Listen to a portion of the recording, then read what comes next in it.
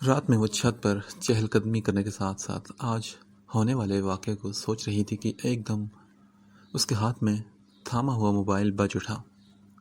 اس نے جیسا ہی موبائل آن کیا تو غازان کے نام کا میسج دکھائی دیا۔ اس نے جلدی سے میسج کو اوپن کیا۔ غازان نے لکھا تھا، آپ شام میں مجھے کال کر رہی تھی، خیریت تھی؟ نہ کوئی گلا نہ شکوہ، بلکہ اب بھی اسے عبیشہ کی ہی پرواہ تھی۔ کتنا عجیب شخص تھا، وہ حیران ہونے کے سوا اور کچھ نہیں کر سکتی تھی۔ اس نے ٹائپ کیا، جی کیا میں آپ کو ابھی بھی کال کر سکتی ہوں؟ میسج سینڈ کرنے کے بعد ابھی وہ اس کے جوابی میسج کا انتظار کر ہی رہی تھی کہ یکدم غازان کی کال آنے لگی۔ عبیشہ نے گہرا سانس لے کر کال پک کی اور فون اٹھاتے ساتھ ہی سلام کیا اسے۔ وعلیکم السلام، کیسے ہیں آپ؟ اس کا وہی دھیما اور ٹھہرا ہوا لہجہ تھا۔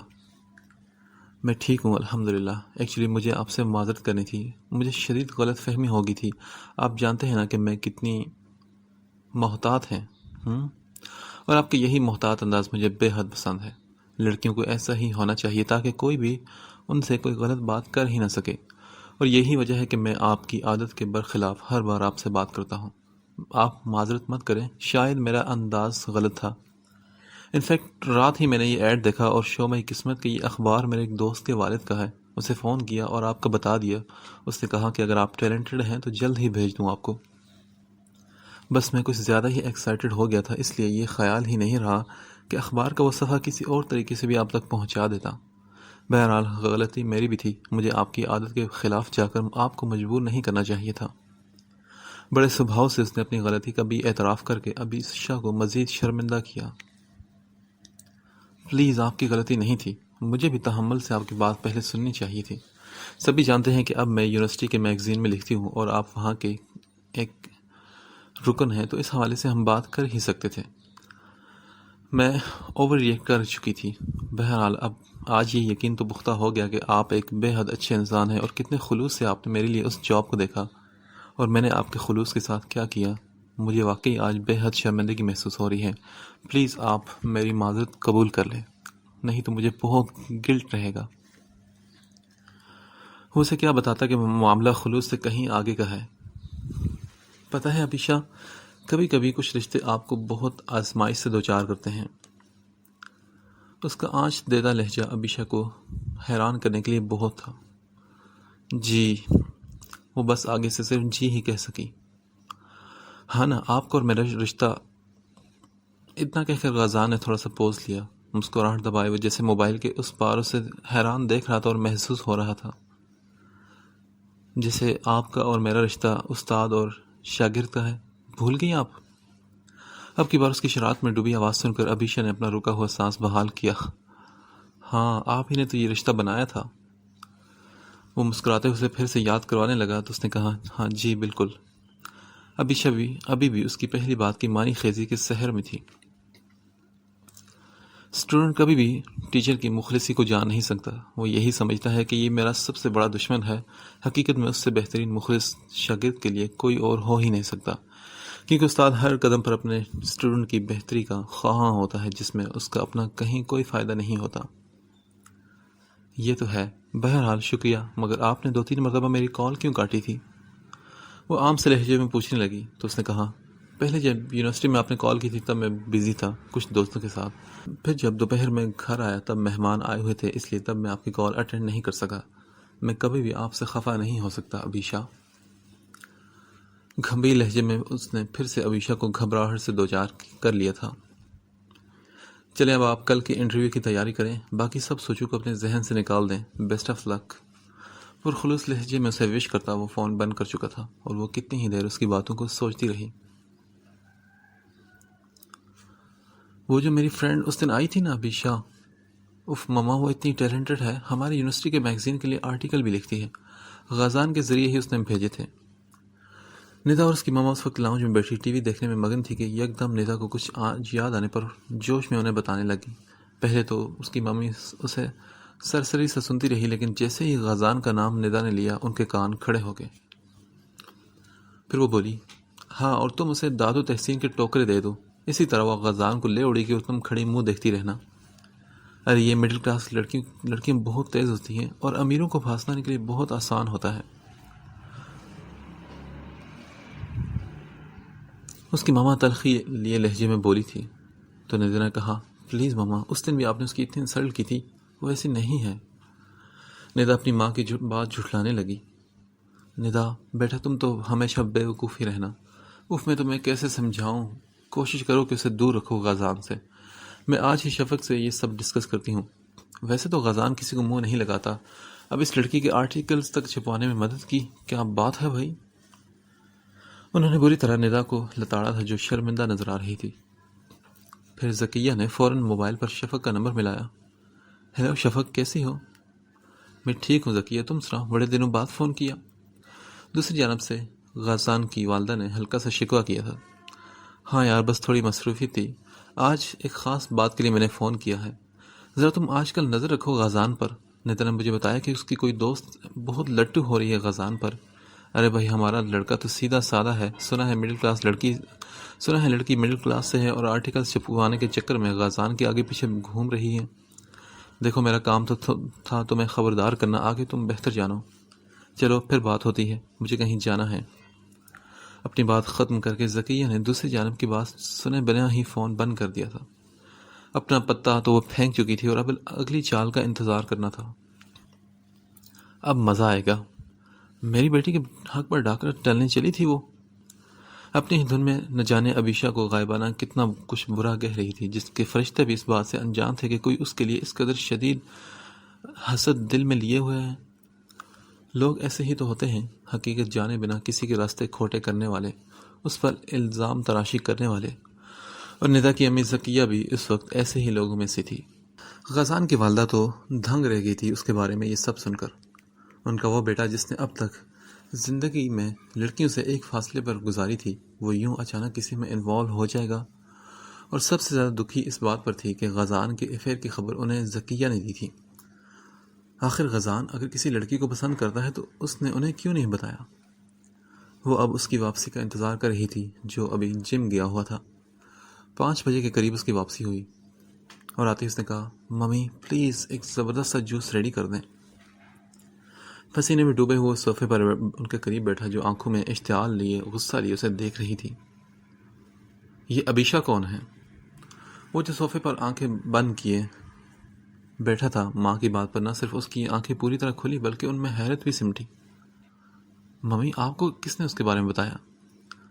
ابھی ابیشا اتنی بھی مشہور جرنلسٹ نہیں بنی کہ اس کی ماں کو ابیشا کا پتہ چل جاتا۔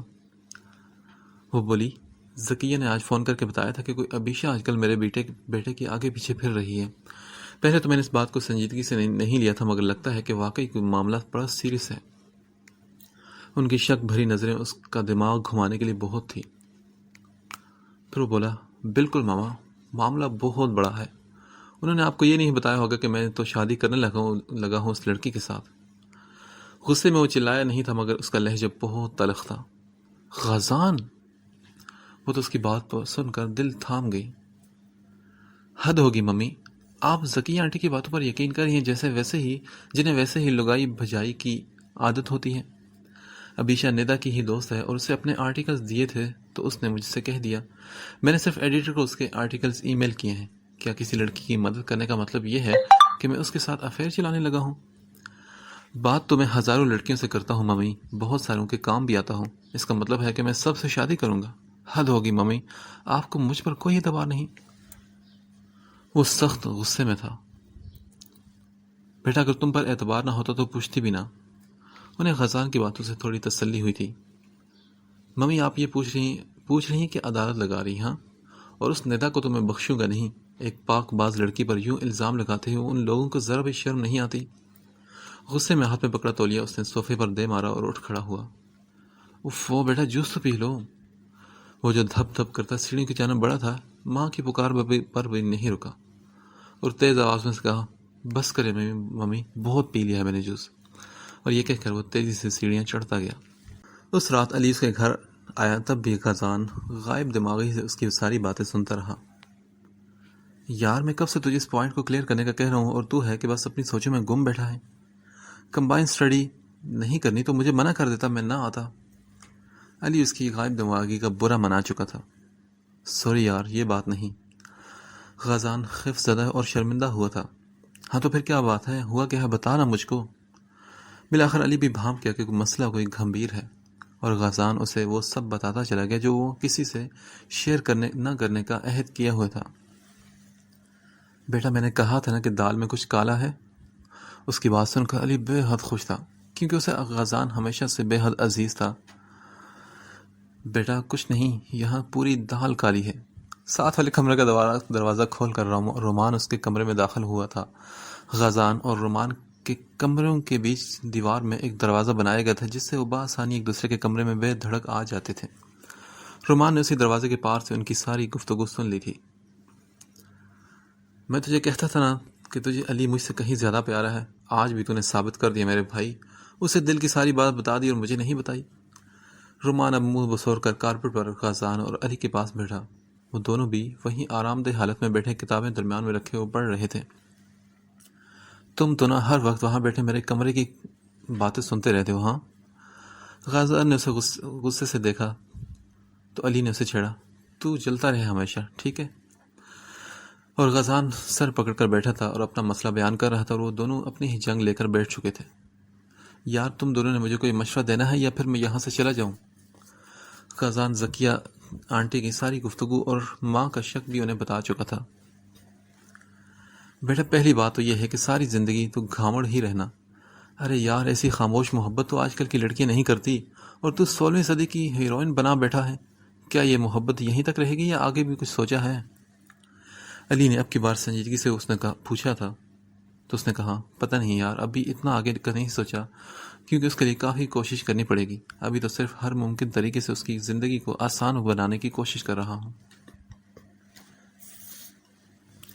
غازان نے سچائی سے اپنے دل کی بات بتائی۔ ایسا کرو، سب سے پہلے تو تم اس ندا کی طبیعت صاف کرو، مجھے تو وہ زہر لگتی ہے۔ رومان نے چڑھ کر کہا تو غازان کے ہونٹوں پر مسکراہٹ بکھر گئی۔ بیٹا تیرے ابا جی اسے تیری بھابھی بنانے کے چکر میں ہیں۔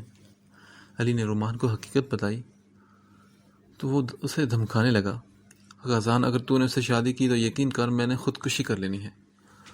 بکواس مت کرو یار، ایسی فضول لڑکی سے تو میں بھی کبھی شادی نہ کروں۔ ڈیڈی کو پتہ نہیں اس میں کیا گوہر جڑے نظر آتے ہیں۔ ایک نمبر کی فضول عورتیں ہیں دونوں ماں بیٹی۔ غازان بھی غصے سے بولا، اور میری ماں تو ابیشہ سے اظہار محبت کر دے اور آنٹی کو بھی اعتماد میں لے لے۔ علی نے اسے ایک اور مشورہ دیا تو اس نے کہا، یار وہ آج ہی مجھے اس کا تانا دے چکی ہیں۔ کل کو میں جا کر کہوں ممی اس لڑکی کے گھر رشتہ لے جائیں تو تمہارے خیال میں وہ بڑی آسانی سے مان جائے گی کیا؟ نہیں یار، ایسا نہیں ہو سکتا۔ میں اس ابیشہ پر آنچ نہیں آنے دینا چاہتا۔ وہ خود اتنی محتاط رہتی ہے، میں کیسے اپنی ماں کے ہاتھوں اس کی انسلٹ کرواؤں؟ غازان نے اپنی پریشانی ظاہر کی تھی ان دونوں پر۔ چلو ابھی تو ندا کو ٹھنڈا کرو نا، پھر سوچتے ہیں اس بارے میں۔ میں تو اس لیے کہہ رہا تھا کہ کہیں تمہاری اس احتیاط والی پالیسی کے چکر میں وہ کسی اور کے مقدر کا ستارہ نہ بن جائے۔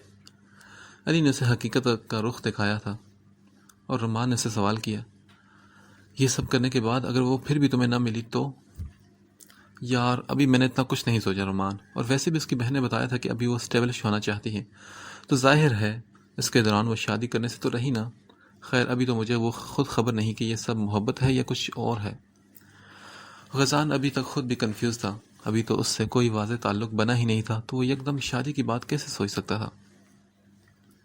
بیٹا جی تیرے حال پر اللہ ہی رحم کرے، نہ تجھے یہ پتا ہے نہ وہ پتا ہے، تو بھی عجیب اور تیری محبت بھی عجیب۔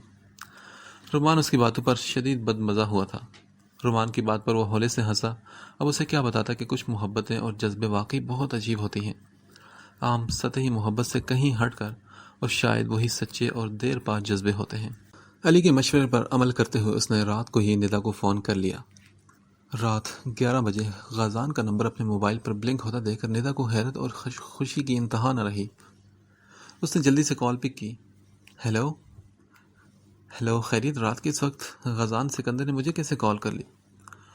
وہ اپنی طرف سے طنز کرتے ہوئے بولی تھی تو اس نے کہا، کال تو میں نے یہ کہنے کے لیے کی ہے کہ تم جو پروپیگنڈا کر رہی ہو نا، بہتر ہے کہ اسے ختم کر دو۔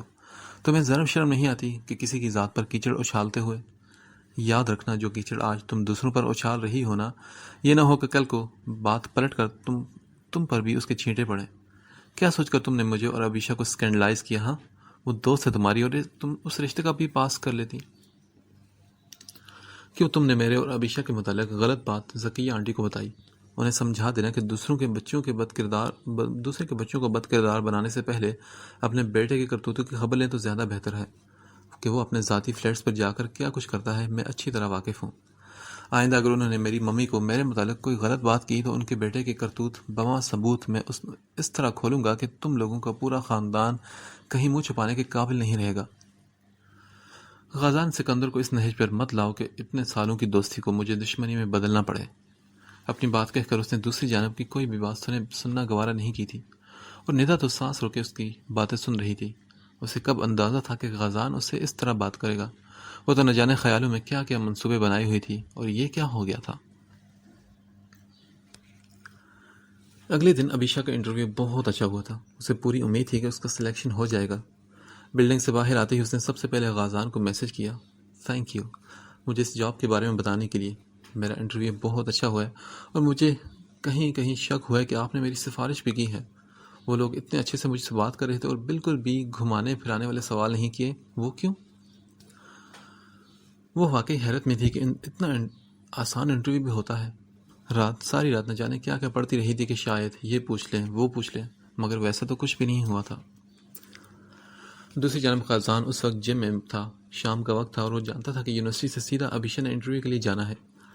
اپنی گیم کرتے بھی سارا دھیان اس کا اسی میں اٹکا ہوا تھا اور ٹھیک 1 گھنٹے بعد اس کا میسج پڑھ کر اسے سکون ملا تھا.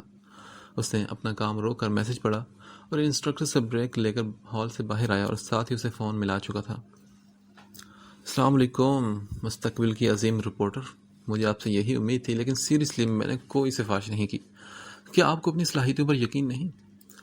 مسکراتے ہوئے سامنے لگے آئینے میں وہ خود کو دیکھ رہا تھا اور تصور میں اس کا چہرہ بھی تھا. جی وعلیکم السلام. ابھی جاب کہاں لگی ہے؟ جب کنفرم ہوگا تب مبارکباد دیجیے گا. مجھے واقعی اندازہ نہیں تھا کہ انٹرویوز اتنے بھی آسان ہوتے ہیں. میں تو گھبرائی ہوئی تھی. تو بس ایسے ہی مجھے شک ہوا کہ کہیں آپ نے انہیں تو نہیں کہا ہوا کہ مجھ سے مشکل سوال مت پوچھیں. ابیشا کی بات پر وہ کہاں لگائے بغیر نہ رہ سکا. جی بالکل، میں نے انہیں بتایا تھا کہ میری ایک ڈرپوک سی شاگرد آ رہی ہے اور پلیز اسے پریشان مت کرنا. اس کی بات پر محظوظ ہو رہا تھا کیونکہ عجیب معصومیت تھی اس کی بات میں. اب آپ میرا مذاق اڑا رہے ہیں نا؟ وہ اس کی ہنسی کا برا منا گئی تھی. ارے بالکل بھی نہیں. آپ کو خود پر نہیں بلکہ مجھے آپ پر یقین تھا کہ آپ انہیں اپنی ذہانت سے ضرور مرعوب کر لیں گی اور انشاءاللہ امید ہے کہ آپ ہی اس سیٹ کے اہل ہوں گی. اس نے خلوص دل سے کہا تھا. تھینک یو سو مچ. چلیں پھر بات ہوگی، میری بس آ چکی ہے. یہ کہتے ساتھ ہی ابیشا نے فون بند کر لیا اور غازان کا دل کیا کہ اسے کہے کہ وہیں رکو میں لینے آ جاتا ہوں، مگر وہ کہہ نہ سکا. کچھ دن تو وہ ابیشا سے کھچی رہی مگر پھر خود ہی ٹھیک ہوگی. ابیشا نے کبھی غازان کا ذکر تک نہیں کیا، اس لیے بھی اسے تسلی ہوئی کہ شاید اس کی ماں نے خواہ مخواہ کا مفروضہ قائم کیا تھا. مگر اپنے شک پر یقین کی مہر ثابت کرنے کے لیے اس نے ایسے ہی اس دن یونیورسٹی کے گراؤنڈ میں بیٹھے ابیشا کے سامنے غازان کا ذکر چھیڑا. یار ابیشا، ہماری یونیورسٹی میں بہت خوبصورت لڑکے ہیں مگر جو بات غازان میں ہے نا وہ کسی میں کم ہی نظر آتی ہے نا؟ ابیشا جو نظریں جھکائے اخبار میں موجود کچھ خبروں کو مار کر رہی تھی بے توجہی سے اس کی بات پر سر ہلانے لگی مگر بولی کچھ نہیں. ابیشا، میں تم سے کچھ کہہ رہی ہوں یار. اپنی بات کو یوں نظر انداز کیے جانا اس کو ندا کو بری طرح کھلا تھا. وہ اخبار پر دونوں ہاتھ رکھ کر سیدھی ہوتی ندا کی جانب پوری طرف متوجہ ہوئی اور بولی. تم جانتی ہو ندا، مجھے کبھی کسی لڑکے کے متعلق بات کرنے میں دلچسپی محسوس نہیں ہوئی، وہ چاہے غازان ہو یا یونیورسٹی کا کوئی اور حسین و جمیل. یہ سب فضولیات اور وقت کا ضیاع ہوتا ہے. میرے وقت اور میری زندگی میں ان سب فضول ٹاپکس کی کوئی گنجائش نہیں. یہ سب وہ لڑکیاں سوچتی ہیں جنہیں یا تو یہاں پر لڑکوں سے دوستیاں کرنے سے غرض ہوتی ہے یا پھر ان کے ماں باپ کے پاس اتنا پیسہ ہوتا ہے کہ انہیں اپنے کیریئر کی فکر نہیں ہوتی. جبکہ میں ان دونوں کیٹیگریز میں نہیں آتی. مجھے اپنے مستقبل پر فوکس کرنا ہے اور اس میں کسی لڑکے کا کوئی گزر نہیں ہو سکتا. ہاں، میں لڑکی اور لڑکے کے رشتے سے انکار نہیں کرتی، محبت سے بھی انکاری نہیں، مگر تب جب وہ خالص محرم رشتے سے ہو. نہیں تو یہ خود کو دھوکہ دینے والی باتیں ہیں اور سب کچھ ٹائم پاس ہے جس کا نتیجہ گناہ اور دھوکہ دہی کے سوا کچھ نہیں. ابیشا نے سہولت سے اپنا موقف اس پر واضح کرنے کے بعد وہ پھر سے اپنے سابقہ کام میں مگن ہو گئی تھی، جبکہ اس کی باتیں ندا کو بہت زیادہ سکون دے گئی تھی. اس نے شکر کیا کہ اس کے وہم و گمان میں بھی غزان کہیں نہیں تھا۔ ان کے فائنل پیپرز آ چکے تھے۔ دونوں باقی سب مصروفیات چھوڑ کر صرف پڑھائی پر فوکس کیے ہوئے تھے۔ ابیشا پیپرز دینے کے ساتھ ساتھ اسی جاب کو جاری رکھی ہوئی تھی جو غزان کے دوست کے والد کے اخبار میں اسے ملی تھی۔ انہیں ابیشا کے کالمز بے حد پسند تھے۔ وہ تلخ حقائق کو اس خوبصورتی سے لکھتی تھی کہ لوگ اسے ذرا ہی بنا نہیں رہتے تھے۔ ڈھیروں کے حساب سے ای میلز اخبار کو موصول ہوتی جن میں ابیشا کی تعریف بھری بڑی ہوتی، مگر اس سب کے باوجود اس نے کبھی غرور نہیں کیا تھا۔ ابھی تو اس کا آغاز تھا اور اسے کامیابی کو بلندیوں کو چھونا تھا۔ پیپرز کی مصروفیات کی وجہ سے نہ تو اس کا غازان سے کوئی رابطہ ہوا اور نہ ہی اس نے رابطہ کیا تھا جان بوجھ کر۔ مگر جو ایک بات بہت عجیب سی اس کے پیپرز کے دوران ہوئی، وہ کسی انجان بندے کا روز اس کی آفس ٹائمنگز کے دوران اسے پھول بھیجنا اور best of luck for your exams کا کارڈ ان پھولوں کے ہمراہ بھیجنا تھا۔ ایک کالم نگار کی حیثیت سے اب بہت سے لوگ اسے جاننے لگے تھے، اور ایسا بہت سے کالم نگاروں کے ساتھ ہوتا تھا جو اس اخبار سے جڑے تھے۔ لہٰذا وہاں کے اسٹاف کے لیے کوئی اچنبے کی بات نہیں تھی، مگر ہاں، ابیشا کے لیے یہ سب بہت عجیب تھا۔ بھیجنے والے نے کبھی بھی اپنا نام نہیں لکھا ہوتا تھا۔ آخری پیپر والے دن آفس آ کر اس نے بہت دنوں بعد اپنا میل باکس چیک کیا جس میں ایک انجان آئی ڈی کی ای میل بھری پڑی تھی۔ اس کے کالمز کی بے حد تعریفیں کی گئی تھی۔ وہ باری باری سبھی ای میلز پڑھتی جا رہی تھی اور آخری ای میل پر اس کی نگاہیں ساکت ہو گئی، کیونکہ بھیجنے والے نے نہ صرف ان پھولوں کا ذکر کیا تھا بلکہ اس کے امتحانات اور کامیابی کے لیے بہت سی دعائیں بھی کی تھیں۔ اس نے فوراً اس آئی ڈی کی تفصیل چیک کی، مگر کوئی ایسا کلیو نہیں ملا جس سے وہ جانتی ہو کہ یہ کون ہو سکتا ہے، مگر جو بھی تھا وہ اس کو اچھے سے جانتا تھا۔ آخر اس کے کالم پڑھنے والوں کو یہ کیسے پتہ چل گیا کہ اس کے ایگزامز ہو رہے ہیں، جبکہ وہ کوئی ایسی بھی مشہور نہیں تھی کہ کہیں اس کا کوئی انٹرویو آیا ہو یا اس کی شکل سے کوئی واقف ہو۔ یہی سوچ کر اس کا سر درد کرنے لگ گیا۔ رات میں اس نے ورشا کو سب بتایا تو وہ بولی، ارے بیوقوف، اس پروفیشن میں یہ سب چلتا ہے، تم کیوں اتنی ٹینس ہو رہی ہو؟ یار ورشا، وہ کون ہے جسے میرے ایگزامز تک کا پتہ چل چکا ہے، جبکہ یونیورسٹی میں کسی کو نہیں پتا کہ میں اخبار میں جاب کرتی ہوں، اور پھر میں ابھی اتنی پاپولر بھی نہیں ہوئی کہ میں نے کہیں انٹرویو دیے ہوں اور لوگ مجھے جانتے ہوں۔ ابیشا ابھی بھی پریشان تھی۔ اف آپی، کتنا بے تکا پریشان ہوتی ہو تم۔ وہ جو بھی ہے نا، تمہیں نقصان تو نہیں پہنچا رہا نا؟ کیوں کسی کو اپنے حواسوں پر سوار کر رہی ہو تم؟ ایسے کرو گی تو اس پروفیشن میں تمہارا گزارا نہیں۔ ایسی باتوں پر پریشان نہیں بلکہ خوش ہوتے ہیں، فخر کرو کہ لوگ تم سے محبت کرنے لگے ہیں۔ مطلب تمہارے کام سے، اور کسی بھی لکھاری کے لیے اس سے بڑی کوئی جیت نہیں کہ اس کا گاری اس سے خاموش محبت کرے۔ ابیشا بس گمسم سی ورشا کی باتیں سنتی اور اسے دیکھتی رہی۔ یونیورسٹی میں فائنل ایئرز کے اسٹوڈنٹس کو فیئر ویل ڈنر دیا جا رہا تھا جس میں سبھی جونیئر اور سبھی سینئر جونیئر شامل تھے۔ ابیشا اور ورشا اپنے ڈریسز لینے کے لیے بازار آئی ہوئی تھی اور صرف شام اور رات تک کا وقت تھا۔ اگلے دن رات میں ڈنر تھا، لہٰذا انہیں آج ہی ڈریسز لینے تھے۔ ابیشا نے تو حسب سابق جلد ہی ایک دکان سے ہلکی سی ایمبرائڈری والا ڈارک پرپل اور اسٹیل گرے کلر کا سوٹ لے لیا، مگر ورشا کو کوئی سوٹ پسند نہیں آ رہا تھا۔ ورشا، بس بھی کر دو کہ آج ساری رات ہم نے یہیں رہنا ہے، اندھیرا بڑھ رہا ہے، جلدی کرو۔ ابیشا پریشان سی باہر بڑھنے والی تاریخ کو دیکھ کر بولی۔ ماں کا بھی بہت مرتبہ فون اسے آ چکا تھا۔ یار اب ٹائم کم تھا تو میرا تو کوئی قصور نہیں نا؟ ورشا بھی منہ بنا کر بولی۔ اچھا ٹھیک ہے، جلدی کرو۔ اور پھر بالآخر اللہ کر کے ورشا کو ایک بلیک اور مسٹرڈ سوٹ پسند آ ہی گیا۔ دکان سے نکل کر ایک ہوٹل کے قریب سے گزرتے ہی ورشا کو شدید پیاس ستانے لگی۔ ہوٹل کی بہت سی سٹنگ باہر کی گئی تھی جہاں زیادہ تعداد مردوں کی تھی۔ عورتیں زیادہ تر کار پار کر کے ان میں موجود کھانے پینے کی اشیاء کا آرڈر دے رہی تھی۔ ورشا، یہاں بہت آدمی ہیں، ابھی رہنے دو، آگے کہیں سے لے لیں گے۔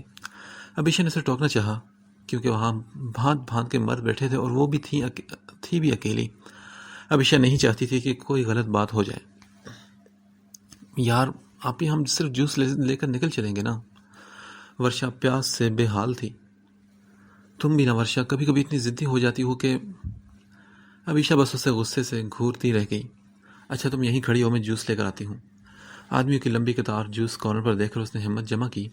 ورشا تھی بھی اس کی لاڈلی، اس لیے اس کی خواہش پوری کرنے کے چکر میں وہ کبھی کبھی اپنے اصولوں کو توڑ دیتی تھی۔ جوس کارنر پر ایک لائن عورتوں کی بھی تھی، مگر بمشکل 2 یا 3 عورتیں موجود تھیں۔ ابیشا بھی خاموشی سے ان کے قریب چلی گئی۔ 5 منٹ بعد ہی وہ عورتیں بھی وہاں سے ہٹ گئی تو اب وہاں اکیلی کھڑی تھی۔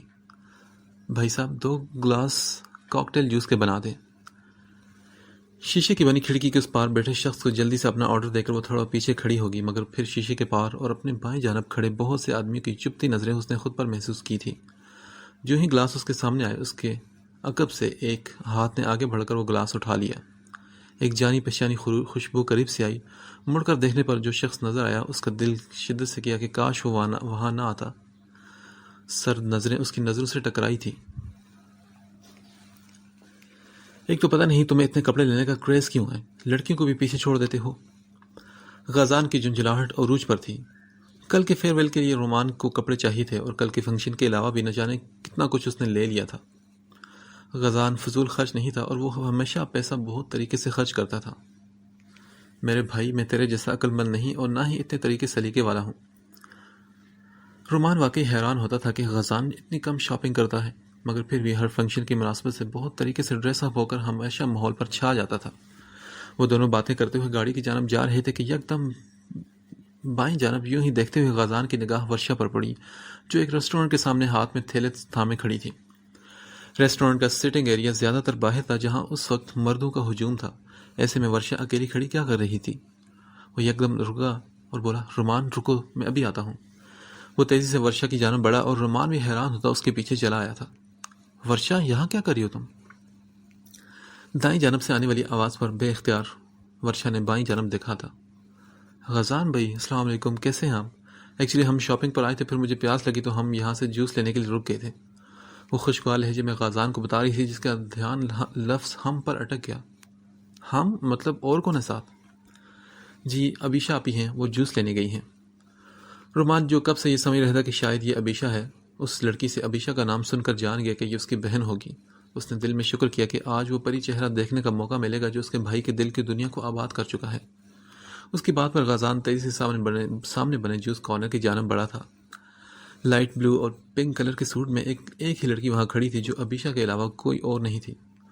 جوس والا جن گندی اور غلیظ نگاہوں سے ابیشا کو دیکھ رہا تھا، بلکہ وہ ہی نہیں، مردوں کی لائن میں موجود بہت سے لوگ جس طرح ابیشا کو دیکھ رہے تھے، غازان کا دل کیا کہ ان سب کی آنکھیں پھوڑ ڈالے اور ابیشا کو کہیں چھپا لے۔ جیسے ہی 2 گلاس کاؤنٹر پر رکھے گئے، غازان نے ہاتھ بڑھا کر وہ اٹھا لیے۔ ابیشا نے کچھ پریشان ہو کر جو ہی مڑ کر دیکھا تو اپنے پیچھے کھڑے غازان کو دیکھ کر وہ بری طرح چونک اٹھی تھی۔ دونوں گلاسوں سے تھما کر اس نے جیب سے پیسے نکال کر کاؤنٹر پر رکھے اور تو وہ بولی، یہ کیا کر رہے ہیں آپ؟ چلیں آپ۔ ابیشا کچھ کہنا چاہ رہی تھی جب غازان نے اس کی بات کاٹ کر اسے کہا کہ چلو۔ ابیشا خاموشی سے اس کے پیچھے چلنے لگی، پھر وہ ورشا کے قریب آ کر رکا تھا۔ کیا ضرورت تھی آپ دونوں کو رات کے اس وقت یہاں آنے کی؟ ہاں، دنیا میں کیا اور سب دکانیں بند ہو چکی ہیں؟ غصے سے ابیشا کو دیکھتے اس نے اپنی کھولن نکالی تھی، پھر اس لہجے میں سے سوال کیا، گھر جانا ہے آپ دونوں نے؟ ابیشا نے ایک نظر اس کے غصیلے چہرے پر ڈال کر ہولے سے کہا، ہاں۔ چلیں پھر، میرے ساتھ آئیں۔ اپنے پیچھے آنے کا اشارہ کرتا ہوا چل پڑا تو رومان نے حیرت سے بھائی کو دیکھا تھا۔ بالآخر اس نے خود ہی اپنا تعارف کروایا، میں ان کا بھائی ہوں۔ غازان جتنا غصے میں تھا، اس سے تو یہ امید لگانی بیکار تھی کہ وہ رومان کا تعارف کرواتا۔ ہیلو، میں ابیشا ہوں اور یہ میری بہن ورشا۔ ابیشا نے بھی اپنا اور ورشا کا تعارف کروایا اور گاڑی کے پاس آتے ہی غازان نے اسے ان لاک کیا، پھر انہیں بیٹھنے کا اشارہ کر کے وہ ڈرائیونگ سیٹ پر بیٹھ کر دروازہ زور سے اس نے بند کیا۔ کیا ہو گیا بھائی؟ رومان نے بیٹھتے ہی ساتھ ہی اس کے کندھے پر ہاتھ رکھ کر اسے شانت کرنا چاہا تھا۔ وہ بولا، آپ دونوں یہاں کیوں کھڑی تھی آخر؟ جانتی ہیں نا کہ کس قسم کے مرد یہاں موجود ہوتے ہیں؟ آپ سے کم از کم اس حماقت کی مجھے امید نہیں تھی۔ غصے سے گاڑی پارکنگ سے نکالتے ان دونوں پر برس پڑا تھا۔ آخری بات بیک ویو مرر میں نظر آتی ابیشا کو دیکھ کر کہی تھی اس نے۔ تبھی ورشا بول پڑی، غازان بھائی، آپ ہی کا تو کوئی قصور نہیں اس میں۔ آپ ہی نے تو منع کیا تھا، مگر میں نے ہی ضد کی تھی کہ مجھے بس جوس پینا ہی پینا ہے۔ ویسے بھی ہم مردوں کے ساتھ یونیورسٹی میں پڑھتے بھی تو ہیں۔ ورشا نے فوراً بات کلیئر کی تو اس نے کہا، ورشا، وہاں اور یہاں بہت فرق ہے۔ وہاں آپ اکیلی نہیں، یہاں اس وقت آپ اکیلی کھڑی تھی، اور مردوں کے ساتھ پڑھ لینے کا مطلب یہ نہیں کہ آپ ہر طرح کے مرد کے ساتھ اٹھنے بیٹھنے کی صلاحیت رکھتی ہیں۔ بالآخر اس نے دھیمے لہجے میں سمجھانا شروع کیا۔ پھر ابیشا نے اس سے کہا، سوری۔ ابیشا کی آواز پر نظر بے اختیار اس کی جانب اٹھی تو اپنے لہجے کی تلخی اسے ٹھیک نہیں لگی۔ پھر وہ بولا، آئی ایم سوری ایکچولی، میرا مقصد آپ دونوں کو ہرٹ نہیں کرنا تھا. میں جانتا ہوں کہ آپ کس قسم کی لڑکیاں ہیں، اس لیے اس وقت آپ دونوں کو یہاں دیکھ کر میں حیران ہوا تھا. آپ چاہے جتنی مرضی صاف ستھری سوچ کے مالک ہوں، ضروری نہیں کہ آپ کو دیکھنے والا بندہ بھی اتنی ہی صاف ستھری سوچ کا مالک ہو. یہاں تو ایلیٹ کلاس کے شراب اور شباب والے لڑکے بھی ہوتے ہیں، غنڈے اور بدماش بھی، اور ان میں سے چند شریف بھی ہوتے ہیں. مگر آپ تو نہیں جانتی نا کہ آپ پر پڑنے والی نگاہ ان میں سے کس شخص کی ہے. بس اسی لیے میں تھوڑا ہائپر ہو گیا تھا. ویسے بھی رات کے اس وقت لڑکیوں کو باہر نکلنا مناسب نہیں ہوتا. نرم لہجے میں کہتا وہ اپنے غصے کی وجہ بتانے لگا. خزان بھائی، آپ ہی نے تو ڈریس لے لیا تھا، بس میری وجہ سے دیر ہوئی. ورشا نے پھر سے ابیشا کی حمایت کی تھی. اچھا چلیں، اب بس اس ٹینس سچویشن سے نکلیں. آپ دونوں یقیناً ہماری ہی یونیورسٹی میں پڑھتی ہیں نا؟ اتنا تو پتہ چل گیا، مگر کیا پڑھتی ہیں یہ پتہ نہیں. کیا آپ بتانا پسند کریں گی؟ رومان نے ان کا رخ اپنی باتوں کی جانب موڑ کر ماحول کو نارمل کیا تھا. ابیشا اسے بھی بے حد پسند آئی تھی. دھیمے مزاج کی، نازک سی مگر پر عزم ارادے لیے یہ لڑکی اس کے بھائی کے لیے پرفیکٹ تھی. دل ہی دل میں اس نے خازان کی پسند کو بے حد سراہا تھا. کاش کہ وہ اپنی بہن مینا کو بھی اپنا ہم نوا بنا سکتا، پھر تو ممی اور ڈیڈی کو کنونس کرنا کچھ مشکل نہیں تھا. مگر ابھی غزان خود بھی نہیں جانتا تھا کہ وہ کیا چاہتا ہے، تو وہ اپنی بہن کو کیسے یہ سب بتا سکتا تھا؟ دل میں ڈھیروں خواہشیں پل رہی تھی، مگر ابھی وہ مجبور تھا. انہیں گھر کے باہر اتار کر جیسے ہی غزان نے گاڑی سٹارٹ کی تو ابیشا نے اس کی جانب دیکھتے ہوئے کہا، آپ لوگ پلیز اندر آئے نا. اس نے رومان کی جانب دیکھا جو پہلے ہی دروازہ کھول چکا تھا. رومان کے انداز سے جان گیا کہ ابیشا اسے بے حد اچھی لگی ہے. پھر رومان نے بے تکلفی سے پوچھا، ہم اندر آئے تو کیا آپ چائے پلوائیں گی؟ رومان، غزان کی پکار میں وارننگ تھی، تو ابیشا نے کہا، ضرور، کیوں نہیں. ان کے احسانوں کی لسٹ اتنی لمبی ہوتی جا رہی ہے کہ جس کے لیے چائے نہیں بلکہ ڈنر بھی ہونا چاہیے. ایک نظر غزان کو دیکھ کر وہ مسکراتے لہجے میں بولی تھی.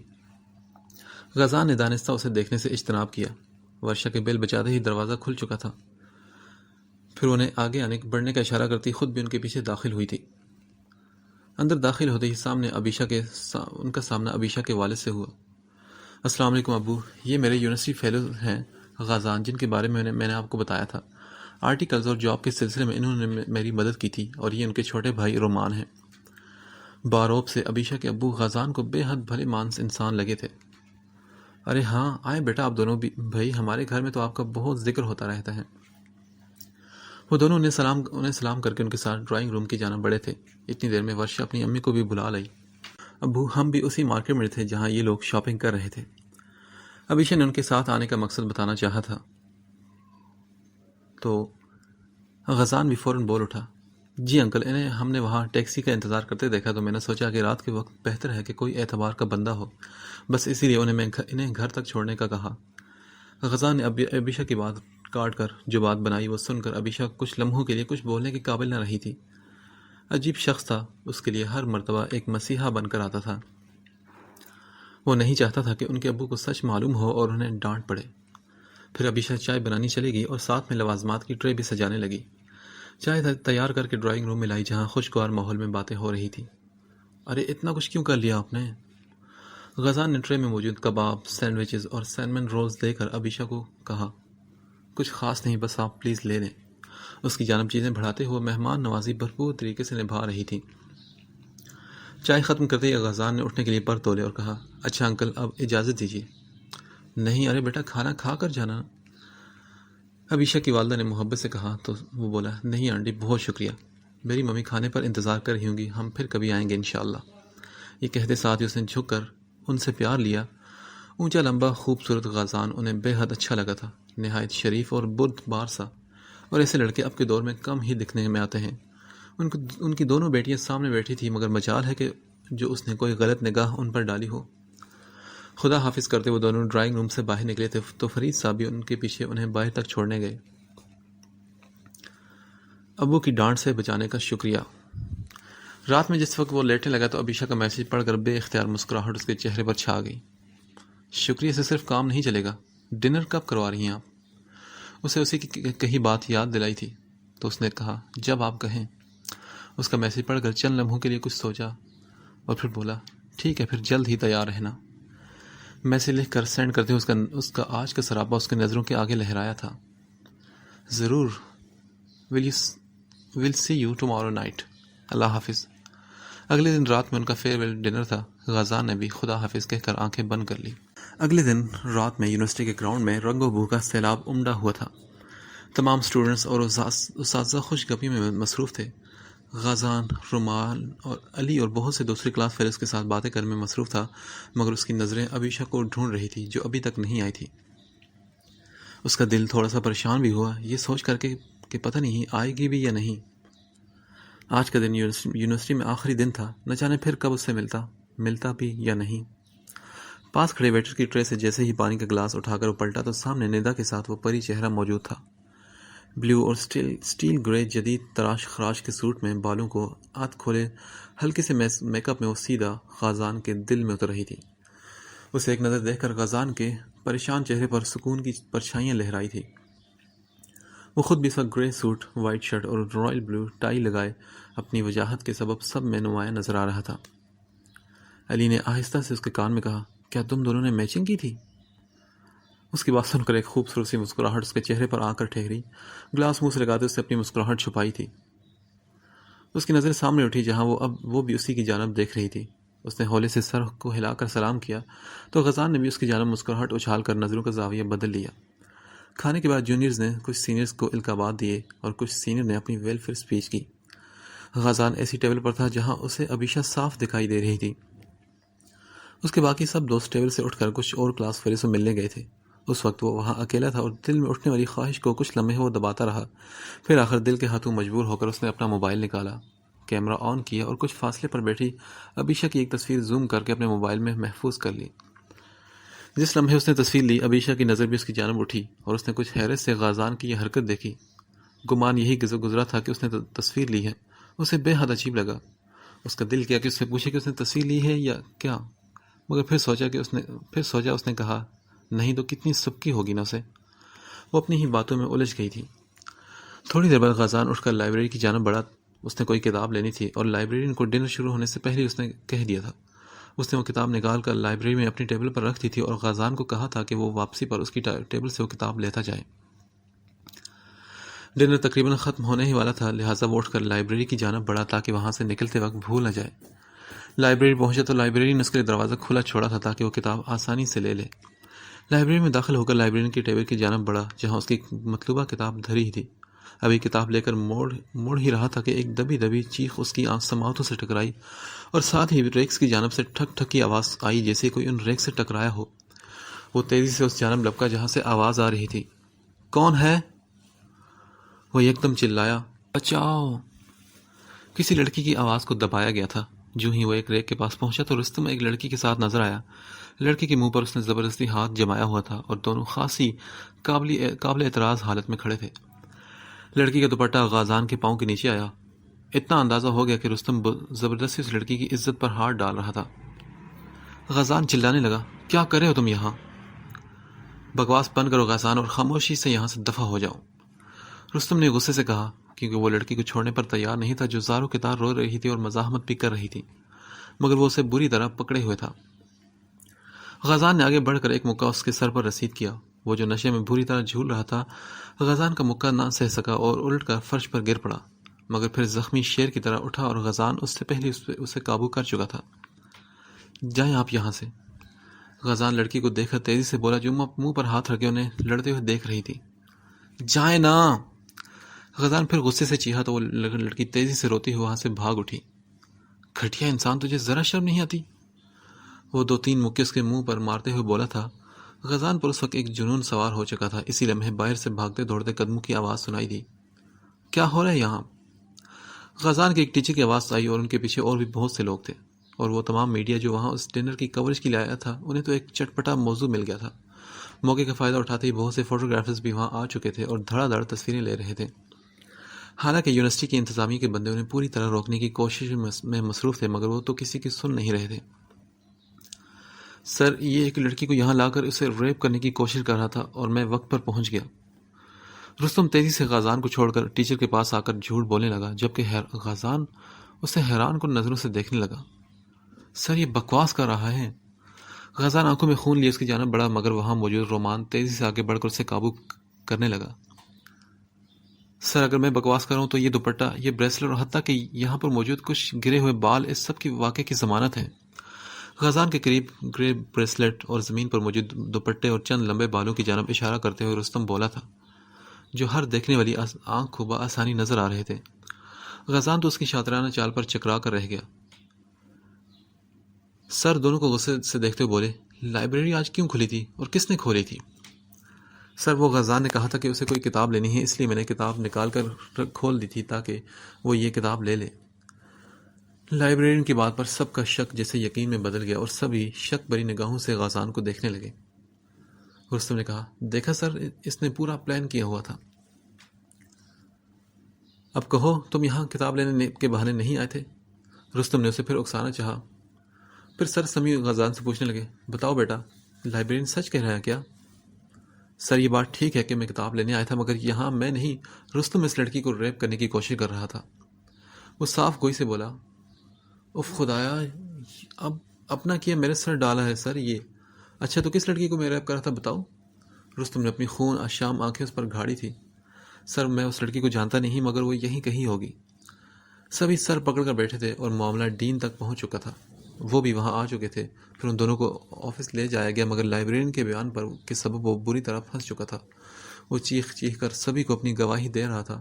سونے پہ سہاگا کہ جس لڑکی کو غازان نے بچایا وہ اب پورے فنکشن میں کہیں نہیں تھی، اور وہ تمام چیزیں جو وہاں موجود تھی وہ گواہی دے رہی تھی کہ کسی لڑکی کا ہی چکر تھا، اور کون اس کے ساتھ زبردستی کر رہا تھا یہ صرف غازان یا اللہ جانتا تھا۔ لائبریرین کا بیان سب سے زیادہ اس کو متاثر کر رہا تھا۔ رومان بھی کچھ بولنے کے قابل نہیں رہا۔ دونوں کے والدین کو بلا لیا گیا تھا۔ سر یہ کچھ عرصہ پہلے کی بات کا مجھ سے بدلہ نکال رہا ہے، تب بھی اسی کی غلطی تھی اور آج بھی اسی کی ہے جسے وہ میرے سر تھوپ رہا ہے۔ رستم مسکین شکل بنائے بول رہا تھا۔ غازان نے غصے سے اپنی مٹھیاں بیچ رکھی تھی اور سکندر صاحب کا سر جھکا ہوا تھا۔ جناب، مجھے تو علی نے آ کر بتایا کہ لائبریری میں کسی کی لڑائی ہو رہی ہے، لیکن جیسا کہ رستم نے کہا ہے کہ یہ کسی لڑکے کے پیچھے، تو سر ہمارے ادارے کی ریپوٹیشن بہت خراب ہو چکی ہے۔ غازان کو تو ہم کبھی ایسا نہیں سمجھتے تھے، مگر آج بے حد افسوس ہوا۔ وہ سبھی اس کے خلاف ہو چکے تھے۔ وہ جتنا مرضی اپنی صفائیاں دیتا مگر اس کے حق میں کوئی بات نہیں جا رہی تھی۔ اب وہ غصے سے منہ بند کیے بیٹھا تھا۔ سر اس کا آخری حل یہی ہے کہ اللہ اپنا کوئی فرشتہ اتارے یہ بتانے کہ سچا کون ہے۔ بالآخر غازان تلخ لہجے میں بولا تھا، فرشتہ کیوں؟ قرآن لے آؤ، ابھی دودھ کا دودھ اور پانی کا پانی ہو جائے گا۔ رستم کا باپ غازان کو دیکھتے ہوئے غصے سے بولا تھا، میں آپ کے بیٹے جیسا گھٹیا نہیں کہ اللہ کی مقدس کتاب کو اپنے مقصد کے لیے استعمال کروں۔ آپ جیسوں کو نہیں، مگر ہمیں اس کا تقدس بہت پیارا ہے۔ وہ ایک ایک لفظ چبا کر بولا تھا، دیکھ لیں، اتنا ہی سچ ہوتا تو کہتا کہ میں ابھی ہاتھ رکھتا ہوں۔ اسی بات سے تو پتہ چلتا ہے کہ کون غلط ہے اور کون صحیح۔ کیوں رستم، تم رکھو گے قرآن پر ہاتھ؟ رستم کے والد نے بیٹے کو فخر سے دیکھتے ہوئے بولا تو وہ کہنے لگا، ہاں کیوں نہیں بابا، دیکھ لیں آپ سب۔ پھر اس نے مغرور سی نظر سب پر ڈالی تو غازان نے کہا، ایسے ہی سب پر عذاب آئے گا اگر ہم یہی سب کرتے رہے۔ مگر سکندر صاحب نے اس کی بات کاٹ کر کہا، تم خاموش رہو غازان۔ دیکھیے اب تو فائنل ایگزام ہو چکے ہیں، نہیں تو میں آج ہی ان دونوں کو ایکسپیل کر دیتا، مگر اب آپ کے دوسرے بیٹے کو وارننگ ہے، اگر وہ بھی اپنے بھائی کے نقش قدم پر چلا تو ہم آپ کو نہیں بلائیں گے بلکہ اسے ہی یونیورسٹی سے نکال دیں گے۔ ڈین نے سر لہجے میں کہا تھا، یہ خبریں تمام میڈیا پر چل رہی تھی اور ہماری عزت کی داؤ پر لگی ہیں۔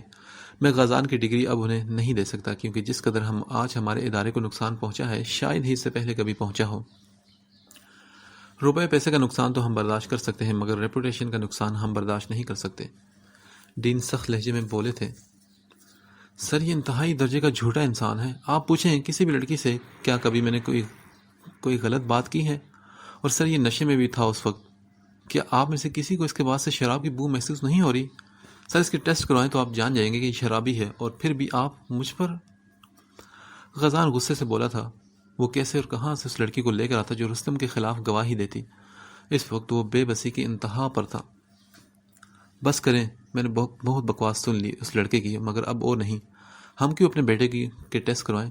کوئی طریقہ ہے یہ؟ یہاں بیٹھے ہم اس کے ہاتھوں ذلیل ہو رہے ہیں۔ نہ جانے کیوں یہ لڑکا ہر بار میرے بیٹے کے پیچھے لگ کر تماشا لگاتا ہے۔ غازان کے چپ ہوتے ہی رستم کے والد گرجے تھے۔ اگر یہ اتنا ہی سچا ہے تو قرآن پر ہاتھ رکھ سکتا ہے، تو صرف یہ ایک میڈیکل ٹیسٹ سے کیوں اجتناب برت رہا ہے؟ ہاں، غزان نے پھر ان پر طنز کیا تھا۔ غزان، یہ سب فضول کی گفتگو ہے۔ ڈین نے غزان کو خاموش کروانا چاہا۔ اچھا سر، میں کچھ کہوں تو وہ فضول ہے، اور آپ جو اس گھٹیا انسان کی باتیں سن کر اس سے سچ مان رہے ہیں وہ سب صحیح ہیں؟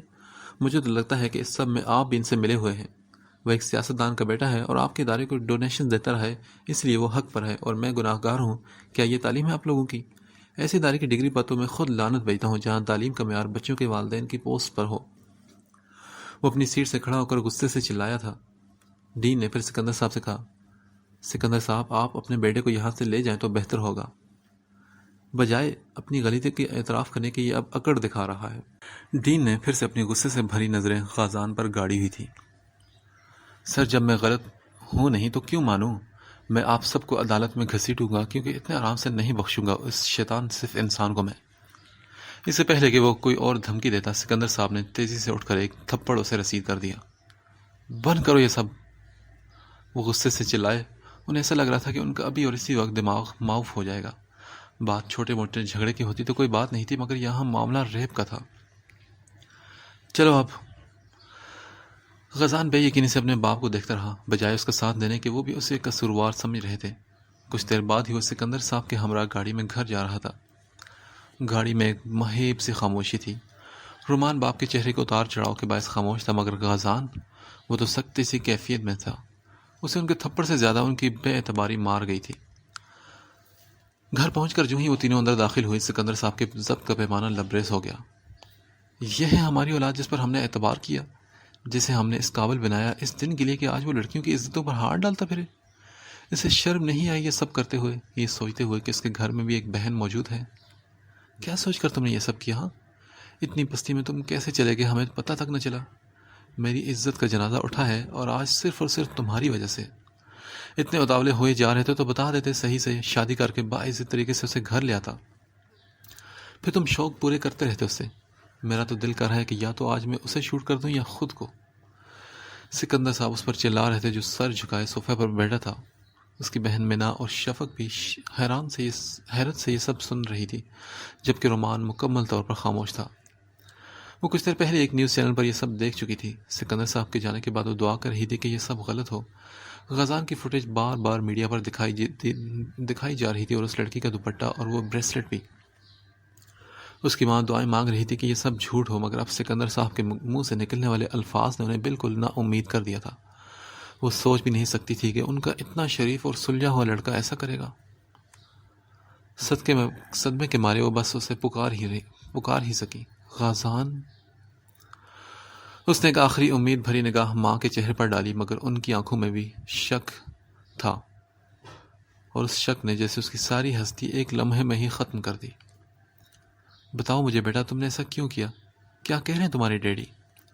وہ بھی غصے سے اس کی جانب بڑھی اور اسے کندھوں سے پکڑ کر جھنجھوڑ ڈالا، مگر اس نے جھکا ہوا سر نہ اٹھایا۔ اس سے ماں کے آنسو نہیں دیکھے جا رہے تھے۔ میں تو سمجھتا تھا کہ یہ میرا سر فخر سے ہمیشہ بلند رکھے گا، مگر اس نے تو آج جو میری عزت اچھالی ہے، میں اب اپنا سر کسی کے سامنے اٹھانے کے قابل نہیں رہا۔ خبروں میں فوراً پٹیاں چل گئی ہیں، اور کل کے اخبار میں کس طرح کی کہانیاں اس کی تصویروں کے ساتھ چھپیں گی، اور خدایا میں مر کیوں نہیں گیا یہ سب دیکھنے سے پہلے۔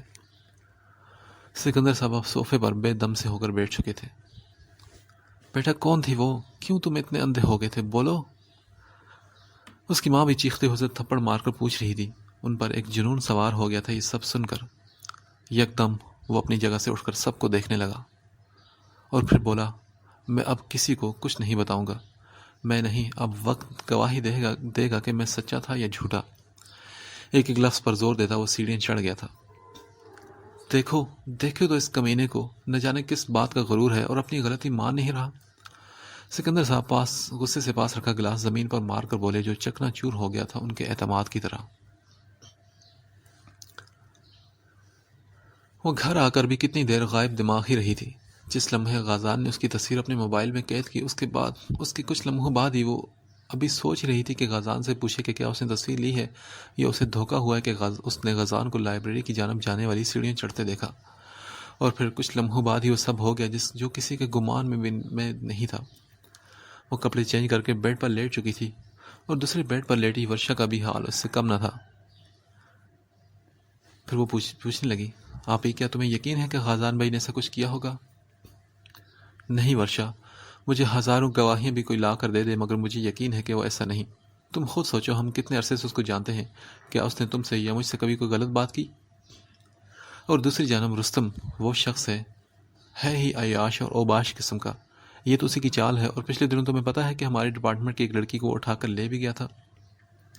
کسی نے یونیورسٹی میں یہ ذکر بھی سنا ہے؟ نہیں نا، صرف اس لیے کہ وہ ایک سیاستدان کی اولاد ہے۔ اگر کوئی ڈین بولتا تو اسے اپنی نوکری سے ہاتھ دھونے پڑتے، مگر غازان کا بیک گراؤنڈ چونکہ ایسا نہیں، اس لیے اسے ٹریپ کر لیا گیا ہے۔ اس خبر کو چھپا لیا گیا تب بھی یونیورسٹی والوں کو اپنی ریپوٹیشن کی فکر نہیں تھی۔ روزانہ نہ جانے کتنے لڑکی لڑکیاں یہاں افیئر چلاتے ہیں، کلاسز بنک کر کے ڈیٹس پر چلے جاتے ہیں، تب انہیں ادارے کی عزت کا خیال نہیں ستاتا، اور آج بیان دے رہے ہیں کہ اس واقعے نے ان کے ادارے کی عزت اچھال لی۔ میں اس واقعے کو ایسے نہیں چھوڑوں گی، دیکھ لینا۔ ابیشا کچھ سوچتے ہوئے بولی، اور اس کے لہجے کے یقین پر ورشا حیرت سے بہن کو دیکھے گئی۔ اسے بھی یقین نہیں آ رہا تھا کہ وہ شخص جو عورت کی اتنی عزت کرتا ہے اس کی کوئی بے عزتی کیوں کرے گا۔ پھر ورشا کے دل سے بھی اس کی بہتری کے لیے دعا ہی نکلی تھی۔ اگلے دن شام میں غازان کے گھر ایک اور طوفان آ چکا تھا۔ سکندر صاحب جیسے ہی آفس سے آئے، آتے ہی انہوں نے جو خبر سنائی وہ سب کو پریشان کرنے کے لیے بہت تھی۔ میں اس ناہجار کا رشتہ طے کر آیا ہوں ندا کے ساتھ۔ اس سب کے بعد تو مجھے امید نہیں تھی کہ نوید مجھے کبھی اپنی بیٹی دے گا، مگر اس کی اعلیٰ ظرفی نے میرا دل جیت لیا۔ اسی اتوار کو اس کا نکاح ہے ندا کے ساتھ، اور اسی دن ہم خاموشی سے رخصتی کروا لیں گے۔ سکندر صاحب تو جیسے سبھی فیصلے کر کے آ چکے تھے۔ رومان ٹی وی بند کر چکا تھا۔ مینا اور رومان خاموش نظروں کا تبادلہ کیے ہوئے تھے، جبکہ ان کی ماں فقط چہرہ لیے سکندر صاحب کے سامنے والے صوفے پر بیٹھی تھی۔ یہ کیا کہہ رہے ہیں آپ؟ کیا مطلب کیا کہہ رہا ہوں میں؟ ہاں، مجھے سننے لگی ہو؟ کس خوش فہمی میں بیٹھی ہو کہ اس کے ان کرتوتوں کے بعد لوگ اسے پھولوں کا ہار پہنائیں گے؟ شکر کرو کہ کوئی اپنی لڑکی ابھی بھی دے رہا ہے۔ جب اولاد ہاتھوں سے نکل جائے تو اسے لگامیں ڈالنی ہی پڑتی ہیں، اور جس غلاظت میں یہ جانے والا تھا اس کا بہتر حال یہی ہے کہ اس کی شادی کر دی جائے، تاکہ اس کی خواہشات کل کو ہمیں کسی اور کے ماں باپ کے آگے شرمندہ نہ کریں۔ رومان، جاؤ بلا کر لاؤ اسے۔ اپنی بات کہہ کر سکندر صاحب نے رومان کو مخاطب کیا تو وہ سیڑھیاں چڑھ کر اس کے کمرے کی جانب گیا جو کچھ دیر پہلے ہی غازان تمہیں ڈیڈی بلا رہے ہیں۔ وہ جو بیڈ پر نہ جانے کس سوچ میں گم بیٹھا تھا، رومان کی بات پر اپنی ویران نظریں اس کے چہرے پر اٹکائی اور بولا، ٹھیک ہے، میں آ رہا ہوں۔ تھوڑی دیر بعد وہ بھی لاؤنج میں سب کے درمیان تھا، جہاں مینا روتی ہوئی اس ماں کو خاموش کروا رہی تھی۔ وہ خاموشی سے صوفے کے پاس کھڑا ہو کر باپ کی جانب دیکھتے بولا، جی۔ تو اسکندر صاحب نے کہا، اتوار کو تمہارا اور ندا کا نکاح ہے اور رخصتی ہے، اور اس کے بعد تم میرا بزنس جوائن کرو گے۔ بہت منمانی دیکھ لی تمہاری، اور تمہاری اسی بے جا لاڈ پیار کا یہ نتیجہ ہے کہ آج ہم لوگ شرمندہ ہیں۔ اپنے دماغ سے نوکری کا بھوت اتار کر سیدھی طرح میرا آفس جوائن کر لو۔ اس بارے میں تمہاری کوئی لولی لنگڑی دلیل نہیں سنوں گا۔ کڑے لہجے میں انہوں نے اپنا فیصلہ سنایا، اور وہ جو کچھ کہنے کے لیے لب کھولنے لگا تھا خاموش ہی رہا۔ میں تم سے کوئی بکواس کر رہا ہوں، دیواروں سے نہیں بول رہا، جواب دو آگے سے۔ جی میں نے سن لیا۔ اتنا کہہ کر وہ جس طرح آیا تھا ایسے ہی واپس چلا گیا۔ احسان کر کے دفع ہو رہا ہے جیسے۔ اس کے لیے اور ایسی گندی کی اولاد کے لیے تم رو رہی ہو؟ اللہ ایسی اولاد سے بے اولاد ہی رکھتا تو بہتر تھا۔ غصے سے اٹھ کر اپنے کمرے کی جانب بڑھ گئے تھے، جبکہ شفق کے رونے میں شدت آ گئی تھی۔ اس کے موبائل پر ندا کالنگ لکھا آیا تو اس نے سوچا کہ کال اٹھاؤں یا نہیں۔ وہ کچھ دیر پہلے ہی اخبار کے دفتر سے واپس آئی تھی، اور اب اس نے وہاں پر فل ٹائم جاب شروع کر لی تھی۔ یونیورسٹی سے تو وہ فارغ ہو چکی تھی، لہٰذا اب بہتر یہی جانا کہ بھرپور طریقے سے اپنی عملی زندگی کا آغاز کرے۔ کچھ سوچ کر اس نے کال اٹھا لی۔ ہیلو، ہاں میں ٹھیک ہوں، تم سناؤ؟ اس ڈنر کے بعد آج 2 دن بعد اس کی ندا سے بات ہو رہی تھی۔ ندا بولی، یار بس تمہیں ایک گڈ نیوز دینی تھی۔ اس کا چہکتا ہوا لہجہ ابیشا کو چونکا گیا تھا۔ ہاں ہاں ضرور بتاؤ نا ندا، وہ بھی اپنے خوشگوار لہجے میں بولی۔ یار میری اس اتوار کو شادی ہے غازان کے ساتھ۔ میں مانتی ہوں کہ اس نے جو کیا غلط کیا، لیکن اپنے ہی آخر اپنوں کو سنبھالتے ہیں نا۔ غازان کے ڈیڈی آئے تو میرے پاپا نے بھی ہاں کر دی۔